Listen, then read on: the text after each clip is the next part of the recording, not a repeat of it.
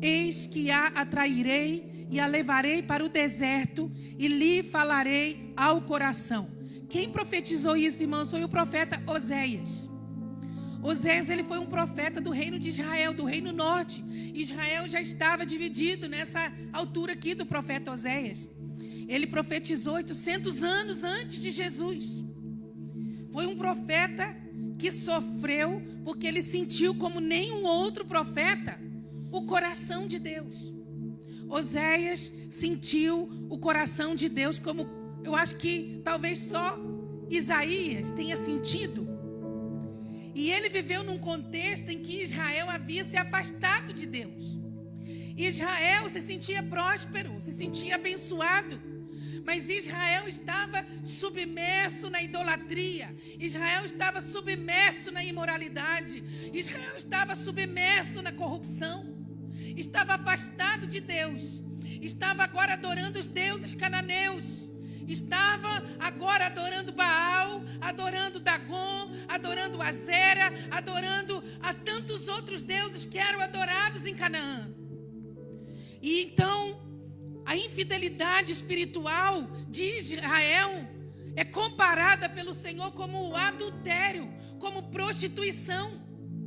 Por isso que Deus escolheu Oséias para se identificar com aquilo que ele estava sentindo. Porque Deus tirou o povo do Egito, não é? Através de Abraão, Deus começou um povo. E esse povo foi para o Egito. Mas Deus dizia assim: esse povo é meu. Esse povo me foi infiel, mas esse povo é meu. Esse povo, eu vou me casar com esse povo. Eu vou desposar esse povo. Esse povo que eu escolhi para a minha glória. Esse povo que eu formei para que me desse louvor. Esse povo que eu trouxe lá do nada e eu trouxe de dignidade, porque é isso que Deus faz conosco, irmãos. Deus nos tira do mundo, Deus nos tira do lamaçal de pecado, de uma vida sem sentido, e nos traz para o seu reino e dá um novo sentido à nossa vida, dá dignidade. E o Senhor fez isso com Israel. Tirou do Egito, deu a terra prometida, como havia prometido para Abraão, e deu dignidade. Mas o que o povo fez? O povo agora foi atrás de outros deuses. O povo agora começou a se prostituir, não é? Com outros deuses. Então o Senhor chegou para Oséias e disse assim: Oséias, eu quero que você vá lá na prostituição e você se case com uma prostituta. Você vai sentir o que eu sinto em relação ao meu povo. Você vai se identificar com o meu coração. E Oséias obedeceu ao Senhor, irmãos. Você que é homem aqui, homem de Deus, homem íntegro, porque Oséias era um homem íntegro, ele era um profeta. Se Deus falasse isso com você, você solteiro, claro, Deus falasse com você, vai lá num prostíbulo, pega lá uma prostituta e casa com ela. Dá um nome para ela. Dá uma família para ela. Dá filhos para ela. Traz ela para sua casa e ela agora vai ser uma mulher de família. E Oséias foi lá, obedeceu a Deus, passou por cima de todo preconceito, de toda barreira. E ele vai lá e busca uma mulher chamada Gomer. Aqui diz assim, Oséias 1, 2 e 3. O princípio da palavra do Senhor por meio de Oséias. Disse, pois, o Senhor a Oséias: vai, toma uma mulher de prostituições e filhos de prostituição, porque a terra certamente se prostitui, desviando-se do Senhor. Foi, pois, e tomou a Gomer, filha de Diblaim, e ela concedeu e lhe deu um filho. Então ele vai lá e ele toma Gomer, tira ela da prostituição, traz ela para ser sua esposa. E tem com ela 3 filhos. Aqui, se eu continuasse, a gente ia ouvir, não é? Os outros filhos, que eles se chamavam Jezreel, Lohuama e Loami. Então, depois de Gomer, não é? Se casar com Oséias, não ser mais uma mulher, não é? Da prostituição, ela agora está em casa, ela agora dá 3 filhos para Oséias. E agora parece que está tudo bem. Mas não estava tudo bem, porque Israel continuava na prostituição espiritual. O que é prostituição espiritual, irmãos? O que é prostituição? O que é adultério? O que é infidelidade conjugal? É uma pessoa que tem o seu marido ou a sua esposa, não é? Tem aliança com uma pessoa, mas ainda flerta com outro. Ainda cai em tentação com outro. É infiel àquela pessoa da sua aliança. E Israel tinha uma aliança com Deus. Deus tinha uma aliança com Israel. Mas da parte de Deus essa aliança nunca foi quebrada. Mas da parte de Israel essa aliança foi quebrada várias vezes. Mas Deus desistiu do seu povo porque o seu povo quebrou a aliança? Não. Deus não desistiu de Israel. Então Oséias estava casado com Gomer, tinha 3 filhos. Mas Israel continuava igual. Israel continuava na prostituição espiritual, adorando a Deus e ao mesmo tempo adorando a Baal. Adorando a Deus e ao mesmo tempo adorando a Dagon. Adorando a Deus e ao mesmo tempo adorando a Zera. Adorando a Deus e ao mesmo tempo adorando Camus e tantos outros deuses pagãos. E o que aconteceu? Isso se refletiu na vida de Oséias e na sua família. Porque a Gomer, ela olhou para a vida que ela tinha com Oséias e deve ter pensado assim: quando eu estava na prostituição eu tinha dinheiro. Os meus amantes, eles me davam dinheiro. Eles me davam roupas, eles me davam ouro, eles me davam pedras preciosas. Eles me cobriam de tudo que era bom. Oséias é um profeta, Oséias não tem uma profissão. Oséias não pode me dar aquilo que eu mereço. Então eu vou me embora. Vou largar ele, vou sair de casa. E ela volta para a prostituição, irmãos. Ela volta para a prostituição e agora não é chamada só de prostituta, agora ela é chamada de adúltera, não é? Porque aqui no capítulo 3, de 1 a 3, diz assim: e o Senhor me disse novamente: vai outra vez, ama uma mulher amada de seu amigo, contudo adúltera. Como o Senhor ama os filhos de Israel, embora eles olhem para outros deuses e amem os bolos de uvas, que eram preparados para Baal, que eram preparados para a rainha dos céus. E comprei-a para mim. Agora ele não tirou ela da prostituição simplesmente, agora ele teve de comprá-la, porque agora ela era escrava. Ela se tornou escrava na sua segunda queda. E comprei-a para mim por 15 peças de prata e 1 homer e meio homer de cevada.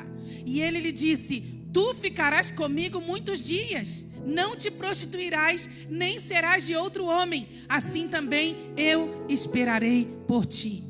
Essa mulher então olha para o seu marido e diz: não é isso que eu esperava. Ele não me dá aquilo que eu quero, ele não me provê dos meus luxos, então eu vou me embora porque eu vou encontrar outro que me dê mais do que ele. E se tornou escrava e teve de ser resgatada agora por preço de prata e cevada. Mas irmãos, quantas vezes nós estamos assim na mesma posição de Gomer? Nós pedimos algo para o Senhor e Ele não nos dá. Nós pedimos algo e o Senhor diz: não é hora. Nós oramos por uma cura e o Senhor não vem e cura na hora que nós queremos. Nós pedimos uma provisão e a provisão não chega. Nós pedimos um milagre financeiro, o milagre financeiro não chega. E quantas vezes a gente começa a se esfriar? O Senhor não me dá. Vou procurar outro que me dê. Aí eu vou procurar trabalhar mais. Eu vou me prostituir com o Mamon, Deus das riquezas, porque eu preciso ganhar mais dinheiro. Porque se Deus não me deu, eu vou me dar. Se Deus não me deu, o outro vai dar. E não se esqueça que Jesus chamou Mamon de Senhor. São há 2 senhores que nós vemos na Bíblia: o Senhor Deus, nosso Deus, e Mamon. E Jesus disse: não podeis servir a 2 senhores. Não podeis servir a Deus e a Mamon, a Deus e as riquezas. É que é muito sutil, irmãos. A prostituição espiritual é muito subtil. E nas mínimas coisas, muitas vezes, nós estamos nos afastando do Senhor. Nós estamos deixando o Senhor. E estamos nos perdendo dEle, sem nos darmos conta. E aí o Senhor falou: volta lá, Oséias. Isso que foi pior, irmãos. E lá em tirá-la da prostituição foi muito difícil, creio eu. Mas não foi tão difícil quanto ele ia 2ª vez e agora trazê-la de volta. Porque ela lhe foi infiel. ela lhe foi mesmo infiel e agora ela se tornou adúltera. E ela agora estava na escravidão, porque para ele trazê-la para casa teve de pagar caro por ela, não é? E ela foi resgatada por 15 moedas de prata e por cevada. Você sabia que a prata é o símbolo da redenção? A prata é o símbolo da redenção. E a cevada é o símbolo do resgate. Isso é incrível. É incrível como Deus, nos mínimos detalhes, fala do plano da redenção. Por exemplo, no tabernáculo, um dos metais mais vistos, mais usados era a prata. Porque a prata fala do ministério redentor, redentivo de Jesus. E a família de todo primogênito que era dedicada ao Senhor tinha de pagar uma oferta em prata. Por exemplo, os sacrifícios oferecidos em resgate por uma ofensa tinha de ser em prata. O pagamento, a oferta tinha de ser em prata. Os votos ao Senhor tinham de ser resgatados com prata. E a prata, irmãos, aponta para o alto preço que Jesus pagou por nós, porque ele foi vendido. É claro que o preço que Jesus pagou foi o seu sangue. Pedro fala isso. Vocês não foram resgatados da vossa vã maneira de viver por prata, ouro, pedras preciosas, mas pelo precioso sangue de Jesus Cristo, como de um cordeiro imaculado e incontaminado. Mas Jesus, ele foi vendido, entregue por Judas por 30 moedas de prata. Quando nós olhamos José, que é o símbolo mais perfeito de Jesus no Antigo Testamento, os seus irmãos também o venderam por 20 moedas de prata. Então agora o Osés teve de ir lá e resgatar a sua esposa. Pela segunda vez trazê-la de volta e dar dignidade a ela de novo. E a cevada, no meu livro Ele Deu Dons aos Homens, eu falo sobre os 7 frutos da Terra Santa. Quem sabe não vai ser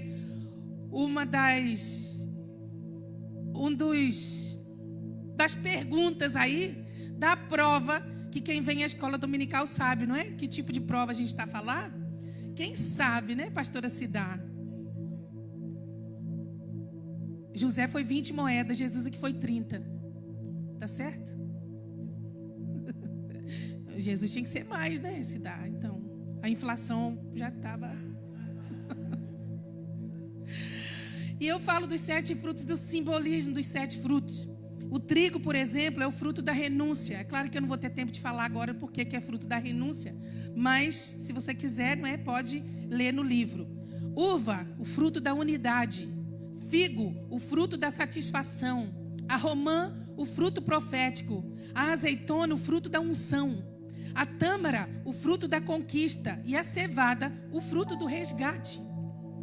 Então no livro está escrito assim: a cevada é um sinal profético para o resgate da sua família, do seu casamento, dos seus amigos, do nosso bairro, da nossa rua e da nossa cidade. Seus cabelos são compridos, simbolizando que a mensagem do Evangelho, a mensagem do amor de Deus, tem de chegar a todos.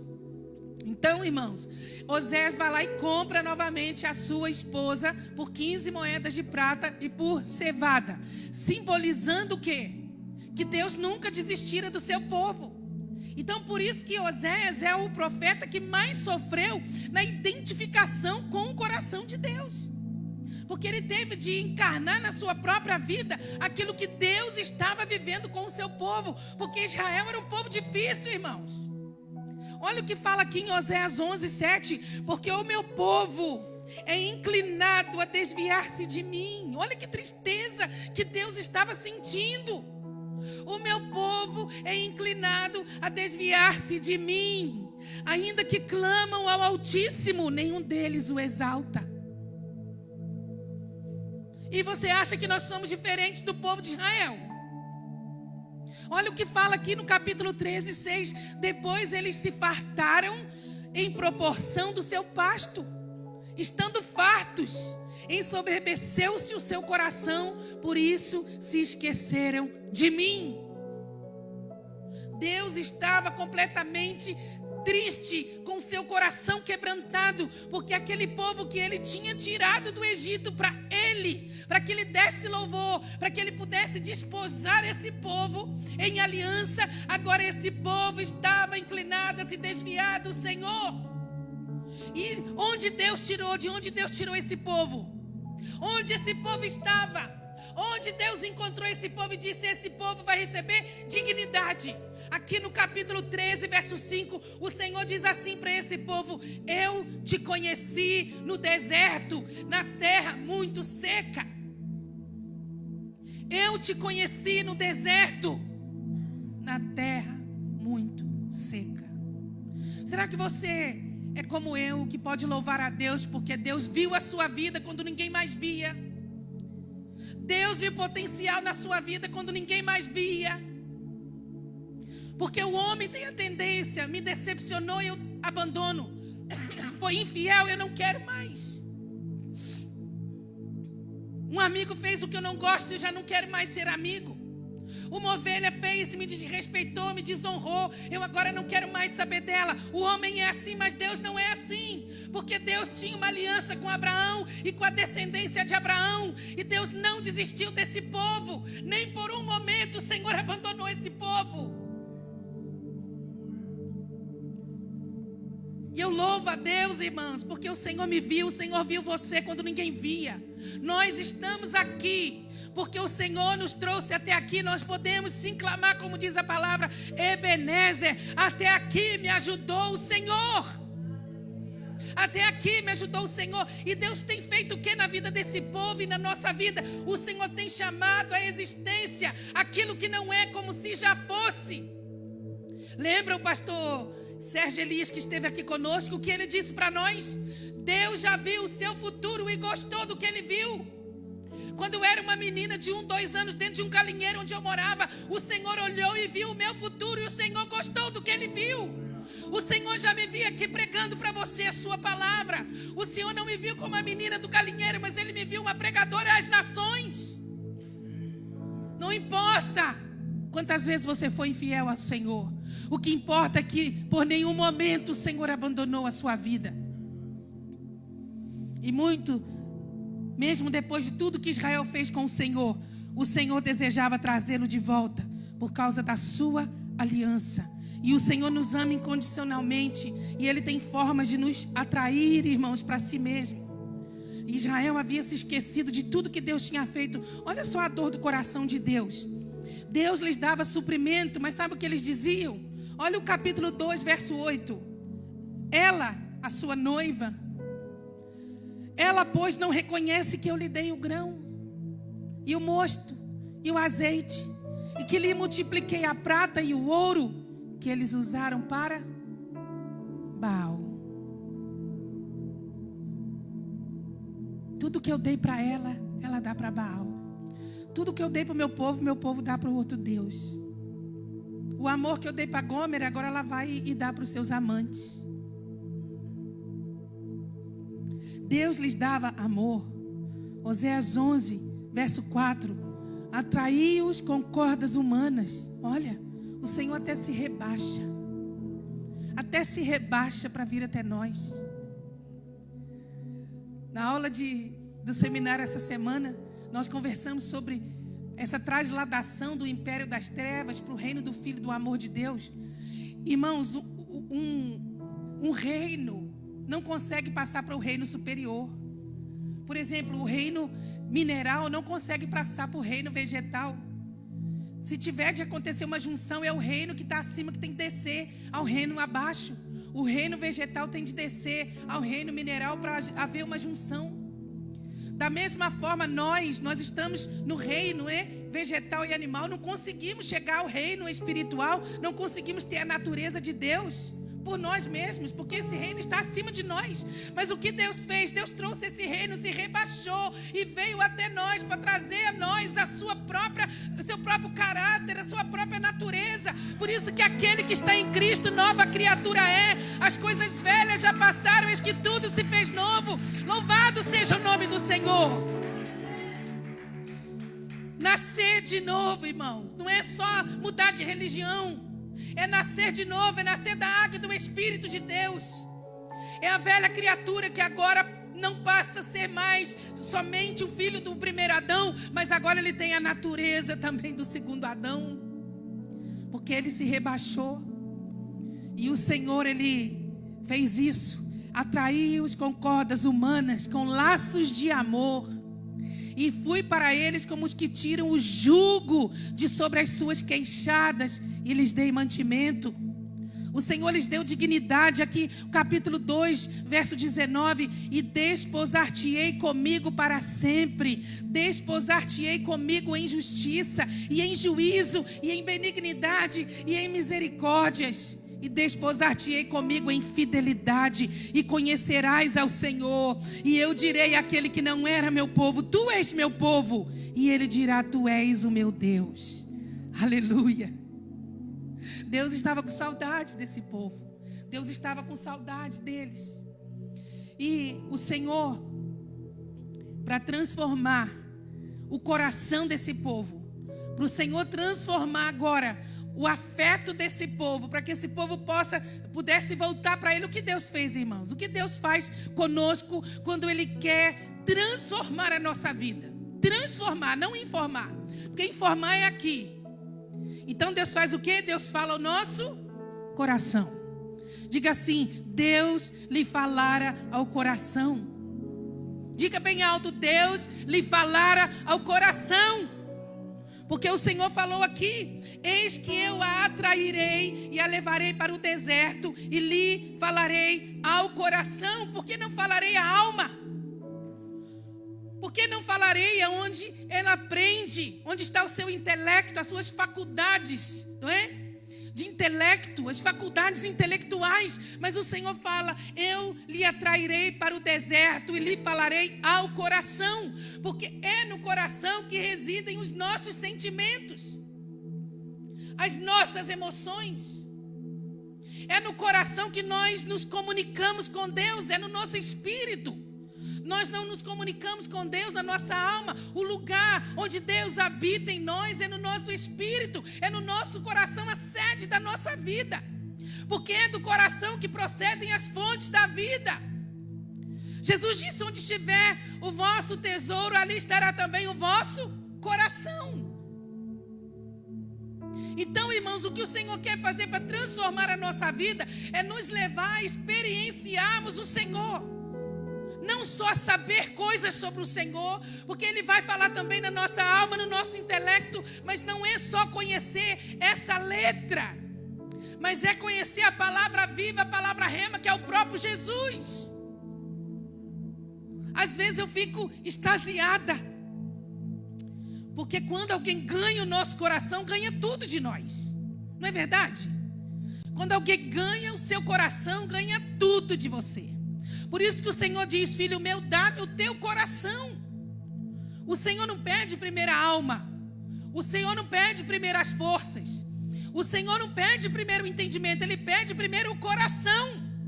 Por isso Jesus disse, nessa ordem: amarás, pois, ao Senhor teu Deus de todo o teu coração, e depois de toda a tua alma, de todo o teu entendimento e de todas as tuas forças. E às vezes eu fico extasiada quando eu estou lendo a palavra, porque assim, eu leio a palavra várias vezes por ano, eu leio a palavra toda, eu gosto de ler a palavra toda. Irmãos, eu não sei quase nada. Eu chego à conclusão de que eu não sei quase nada. E eu leio a Bíblia todo dia. E eu peço ao Espírito Santo todo dia para me revelar a sua palavra.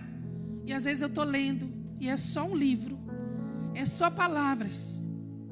Mas às vezes, irmãos, essa palavra salta como... Sabe aquele bolo que tem aquela vela que salta faíscas? Às vezes a palavra faz isso dentro de mim. E aí eu vi que a palavra não foi para aqui, ó. Ela não foi para aqui, ela foi para aqui. Quando cai aqui, irmãos, transforma o nosso coração. Nós não somos nunca mais as mesmas pessoas. Por isso que nós precisamos orar para que o Senhor venha nos dar revelação. Você pode pôr a mão no seu coração agora e orar. Fala: Espírito Santo, abre os olhos do meu coração. Abre os olhos do meu entendimento. Eu estou cansada de viver nesse nível. tão raso que eu tenho vivido com o Senhor. Eu estou cansado da minha vida de intercessão. Eu estou cansado da minha vida espiritual. Eu estou cansado de ser esse crente carnal, esse crente natural, esse crente que não consegue nem expulsar demônios, esse crente que não consegue nem orar pelos enfermos, esse crente que não consegue nem evangelizar. Estou cansado, Espírito Santo. Abre os olhos do meu coração. Irmãos, Deus muitas vezes Ele apela ao nosso pensamento, ao nosso entendimento, sim. Mas o Senhor muitas e muitas vezes Ele vem sussurrando em nosso coração. Ele vai profundo em nossas emoções. E as emoções nem sempre são perigosas. Nós é que muitas vezes ouvimos tanto falar que nós não podemos, não é, viver de emoção em emoção, que a gente acaba se protegendo, se armando contra qualquer emoção. Mas as emoções muitas vezes são uma bênção. Deus também se emociona. Você sabia que o Deus a que nós servimos, Ele ri? Você já imaginou ver Deus sorrindo? Pois lá nos Salmos diz que Deus ri. Deus chora. Porque Deus é uma pessoa, Ele tem sentimentos. Jesus era 100% homem e 100% Deus, mas Ele chorou muitas vezes. O Espírito Santo também chora. E chora com gemidos inexprimíveis. Por quê? Porque o nosso Deus tem emoções. E Ele nos fez emocionais, não é? Então o quebrantamento nos leva ao que? A lágrimas. Nos leva à confissão, ao arrependimento, à confissão de pecados. E nós começamos a experienciar Jesus. Foi isso que John Wesley falou no quadrilátero wesleyano. Nós precisamos dessa base da Escritura. Nós precisamos da tradição, nós precisamos das experiências e nós precisamos da emoção. Nós precisamos da emoção. Nós precisamos disso. A tradição, a palavra, a experiência.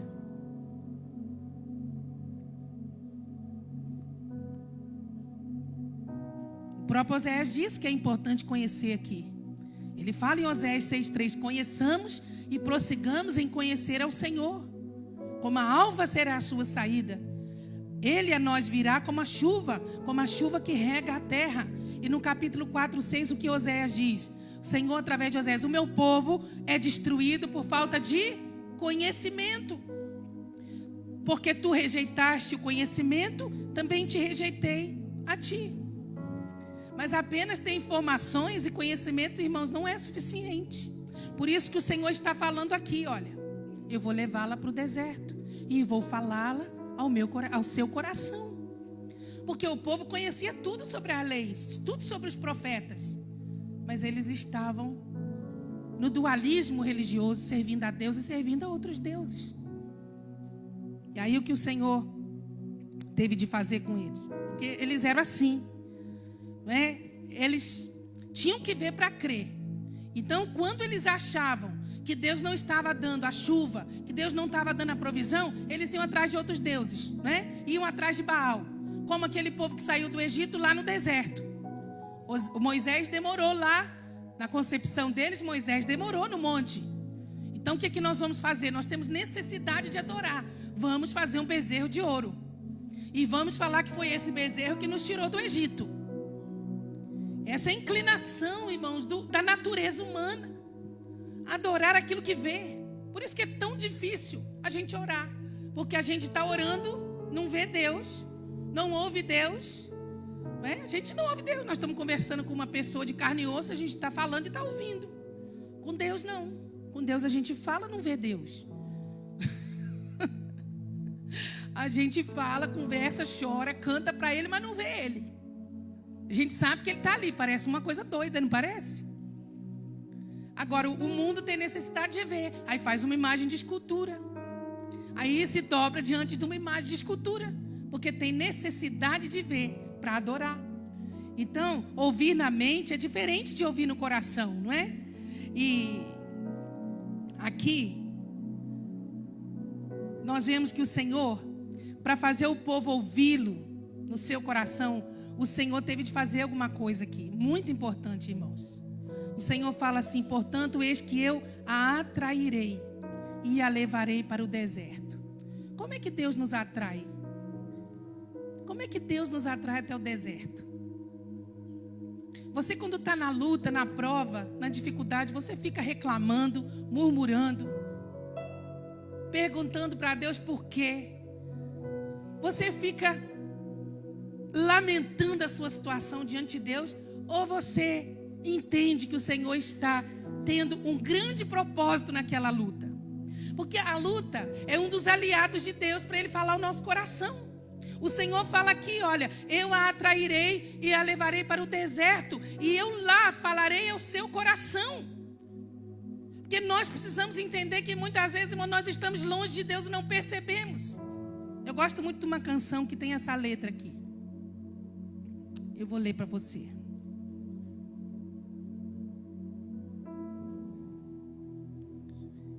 Desperta-me antes que seja tarde demais, Senhor. Eu não quero me perder de Ti.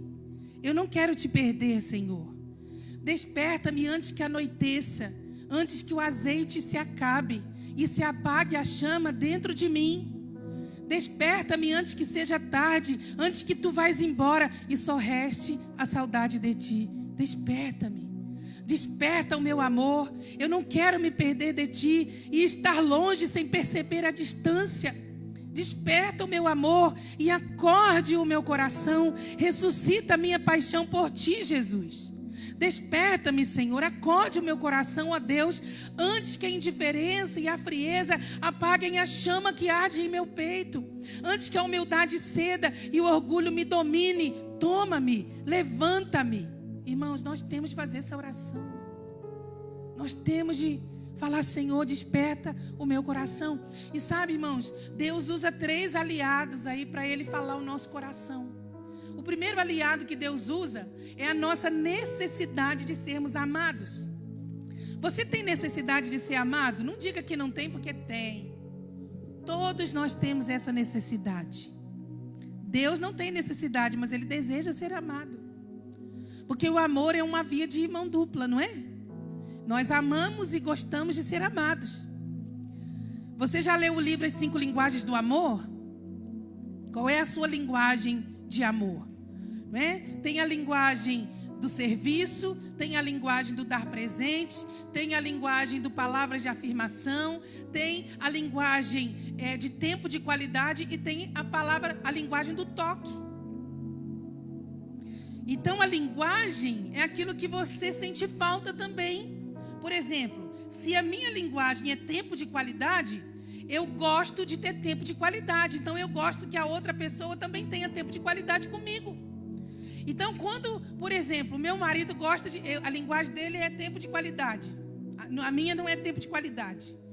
Mas se eu for na praia com ele, eu não gosto de praia. Mas se eu for na praia com ele, eu estou falando a linguagem dele. Eu estou me comunicando com a linguagem de amor dele. E a minha linguagem é serviço. Então, se ele lava a louça, se ele põe a roupa na máquina, se ele tira a roupa da máquina, então, irmãos, e põe no varal, que é coisa que eu menos gosto de fazer em casa, aí ele está falando a minha linguagem de amor. A pessoa que gosta muito de dar presente, ela também gosta de receber. Não fala que não gosta porque gosta. Porque é a linguagem de amor. Por isso que os jovens, quando vão se casar, têm de ler esse livro, As 5 Linguagens do Amor, para aprender a se comunicar com a linguagem do outro, para não dar muito conflito, no casamento. Então nós temos necessidade sim de nós sermos amados, e muitas vezes o que acontece conosco é nós não nos sentimos amados, nós nos sentimos rejeitados. Naquele dia que você mais precisa de um amigo, você não encontra. Naquele dia que você precisa tomar um café com uma amiga ou com um amigo, conversar um pouco, ele está ocupado, ele tem outras coisas a fazer. Aí você vai para o outro, a mesma coisa, e você fala, meu Deus, não é possível. Por que isso está acontecendo comigo hoje, Senhor? Eu estou me sentindo sozinho, rejeitado. Porque Deus está usando o seu aliado para trazer você para o deserto, para Ele falar o seu coração. É que nós não entendemos isso dessa forma, irmãos. Então a gente vai para a televisão, vai para a internet, continua insistindo no telefone com um, com o outro, com o outro. mas não está dando certo. Porque esse momento é o Senhor que está reservando para estar com você, para falar ao seu coração, para fazer você experienciar a sua pessoa. Um aliado que Deus usa. E quando a gente vai na presença de Deus, a gente não tem ninguém naquele dia, não tem ninguém naquela semana, não tem ninguém naquele mês, e a gente vai na presença de Deus, nós saímos dali com um entendimento: eu posso perder tudo, mas eu não posso perder Jesus. Eu posso perder os amigos, a família, eu posso perder o trabalho, eu posso perder a saúde, mas eu não posso perder Jesus. É tudo. Jesus é tudo. O segundo aliado que Deus usa são as perdas. Começamos a perder. É uma coisa que não dá certo, é um trabalho que não dá certo. As coisas começam a quebrar, a partir de tudo dentro de casa. E a gente começa a ver que a saúde vai indo embora. E nós começamos a entrar num período de perdas. Perdemos pessoas, perdemos sentimentos, perdemos recursos. E aí a gente fica com raiva. Mas o Senhor usa esse aliado para nos levar para o deserto. Para nós entendermos que nós só temos Ele.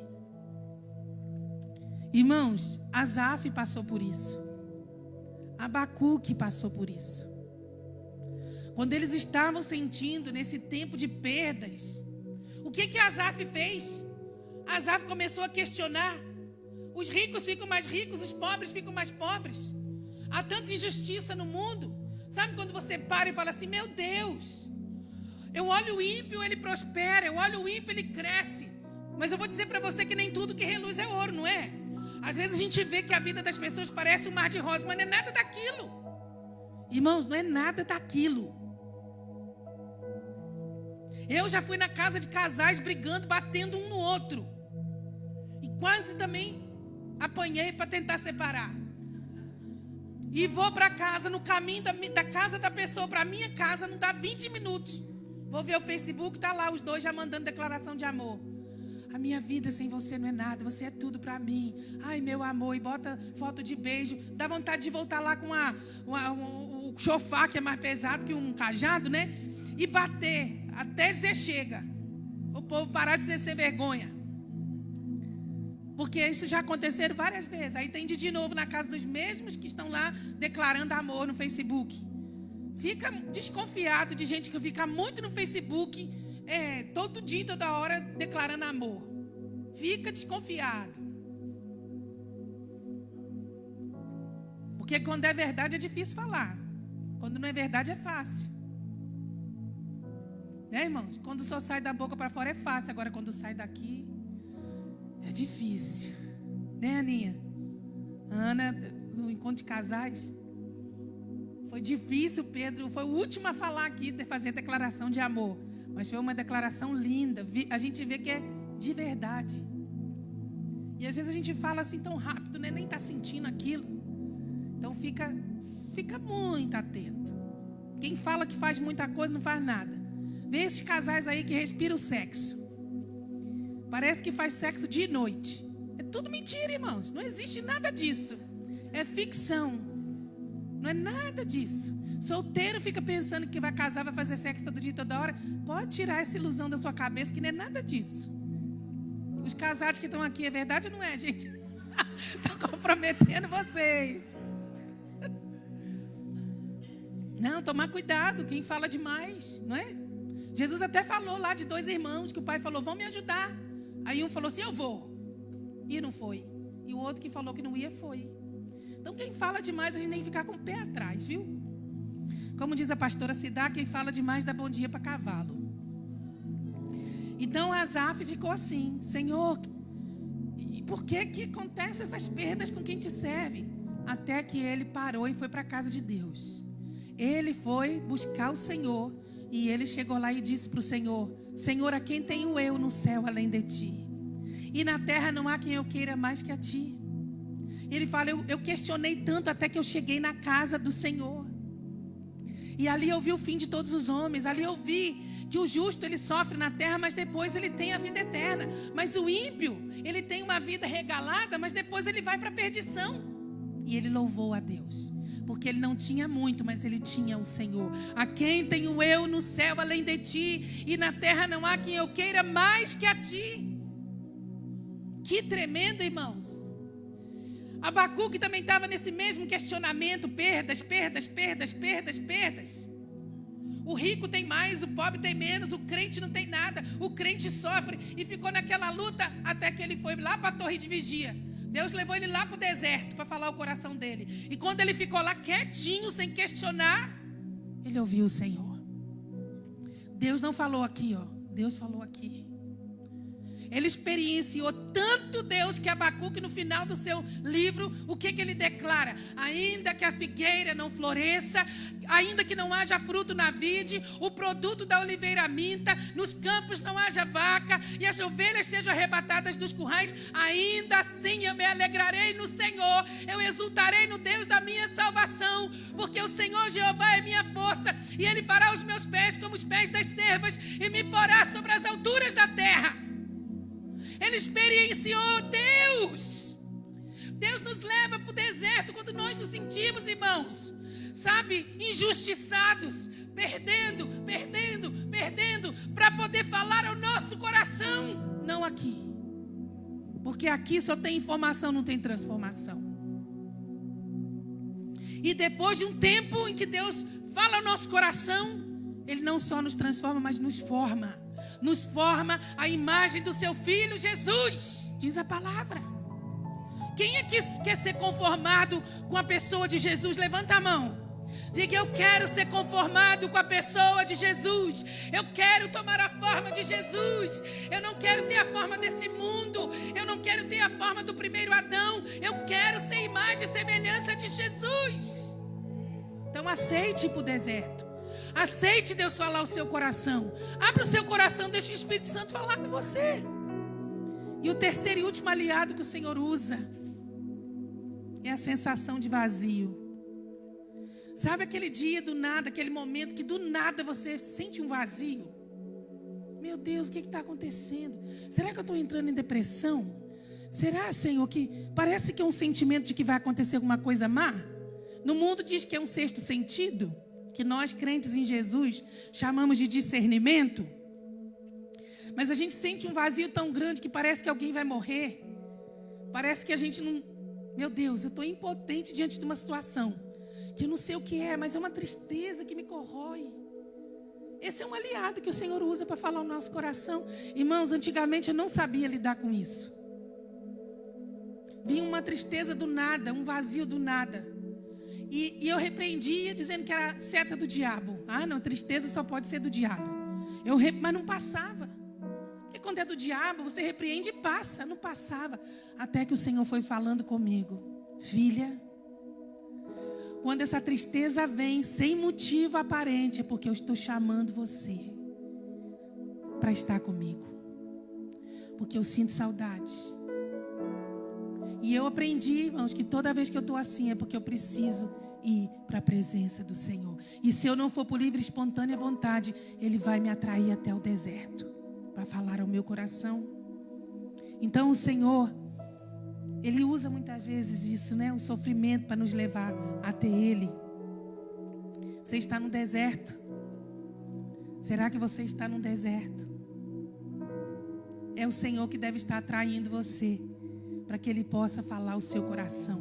E sabe, irmãos, quando o Senhor consegue ganhar o nosso coração, olha o que Ele faz. Eu queria convidar você a ficar de pé nessa hora. E lá, no capítulo 2 de Oséias, versos 19 e 20, o que o Senhor vai fazer com essa noiva que voltou para Ele? Essa noiva agora que vai estar com Ele em aliança. Ele diz assim: e lhe darei as suas vinhas dali, e o vale de Acor por porta de esperança. E ali ela cantará como nos dias da sua mocidade, e como no dia em que subiu da terra do Egito. O que aconteceu quando o povo subiu da terra do Egito? Miriam pegou seu tamborim e começou a profetizar e começou a cantar. Moisés começou a cantar. O povo cantou, irmãos, com muita alegria, porque eles estavam vivendo o primeiro amor. Eles acabaram de ver Deus tirá-los do Egito com mão forte e com braço estendido. E Deus está falando aqui, quando a minha noiva voltar para mim e ela estiver comigo em aliança, e no deserto eu lhe falar o coração, então eu vou restituir tudo aquilo que era dela. Eu vou dar a você novamente, meu filho, a sua alegria, a alegria da salvação. Eu vou dar para você novamente a autoridade, a unção renovada para você profetizar, para você pregar. Eu vou dar para você a habilidade para você fazer bons negócios. Eu vou dar a habilidade para você desenvolver seu ministério, porque eu vou dar para você as suas vinhas. A alegria vai voltar para a sua vida. Você vai dar frutos novamente. Eu vou te dar de novo a sua vinha. Você vai ser uma árvore frutífera. Você vai estender os seus ramos para muito longe, como a vinha faz, e você vai dar bons frutos. E eu vou dar para você o vale de Acor, que foi chamado de vale da desgraça. Agora vai ser uma porta de esperança. E você vai cantar como nos dias da sua mocidade. Eu vou restaurar a alegria na sua vida. Quantos de nós estamos vivendo, irmãos? Vivendo, mas não temos a alegria da salvação. Você pode deixar o Espírito Santo lembrar você de experiências que você já viveu na presença do Senhor e que a vida tem deixado você frio. Ai, estou crescendo, estou amadurecendo. Não é não, irmãos. Às vezes não é amadurecimento, não. Às vezes nós nos acostumamos em ser crentes racionais e nos esquecemos que nós também somos seres emocionais. E eu lhe levarei para o deserto, e eu usarei meus aliados, a falta de amor, as perdas, o vazio, para falar ao seu coração. Obrigado, Senhor. Obrigado porque o Senhor não desiste de nós. Obrigado, Senhor, porque existiu o profeta Oséias. Obrigado porque o Senhor encontrou alguém para se identificar com a dor do teu coração, pela tua noiva que estava perdida na prostituição espiritual. E tudo que recebia de ti dava honras a outros deuses, a outros amantes espirituais. E quantas vezes a tua noiva, Senhor, ela experimenta tanto da tua bondade, mas ela acha que não é suficiente e ela vai embora. Quantos de nós já fomos embora? Quantos de nós pegamos a nossa parte da herança e fomos embora, como aquele filho pródigo? Mas aquele pai nunca deixou de esperar o filho, porque um pai sempre tem uma aliança com o seu filho, uma aliança de sangue. Como o Senhor, que mesmo que nós sejamos infiéis, o Senhor continua sendo fiel e nem por um momento o Senhor nos abandona, porque nós somos teus. Porque nada, Senhor, nada pode nos separar do teu amor, nada. Nem a morte, nem a vida, nem anjos, nem principados, nem poderes, nem alturas. Pode nos separar do teu amor que está em Cristo Jesus, nosso Senhor. Deus abençoe você que está em casa. Nós abençoamos a sua vida. Que o Senhor possa se revelar a você. E você que ainda não entregou sua vida para Jesus, se você quiser entregar nesse momento, escreve para nós. Nós queremos orar pela sua vida. No próximo domingo estaremos aqui de novo. Que Deus abençoe você grandemente. Aleluia.